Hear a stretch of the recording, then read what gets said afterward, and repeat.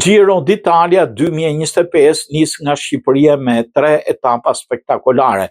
Një nga ngjarjet më të mëdha të ciklizmit botëror, Giro d'Italia 2025 do të nis për herë të parë nga Shqipëria më 9 maj, duke përfshirë 3 etapa të para emocionale në qytetet Durrës, Tiranë dhe Vlorë. Gara do zgjas 21 etapa në total dhe do përfundoj me 25 maj në Rom, në një edicion historik për vendin tonë dhe në këtë event prestigjos sportiv.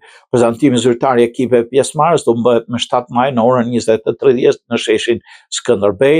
Etapa e parë Durrës-Tiranë 9 maj, starti simbolik do bëhet në 13:10 nga porti i Durrësit, ku ciklistët do nisin nxjerrje, ndërsa gara zyrtare do të nisë nga kilometra 0 në Durrës. Itinerari përfshin Mali Robit, Kavaj, Rogozhin, Peqin, Papër, Bradashesh, Gracen, Mullet, Teg, Sauk, Surrel dhe Tiranë. Pjesa finale do zhvillohet në qarkullimin dinamik në rrugën Qanfize Keko, bulevarit Dëshmorit e Kombit në rrugën Rexhe Ekrit. Mbërritja në sheshin Nën Tereza parashikohet rreth orës 17:03.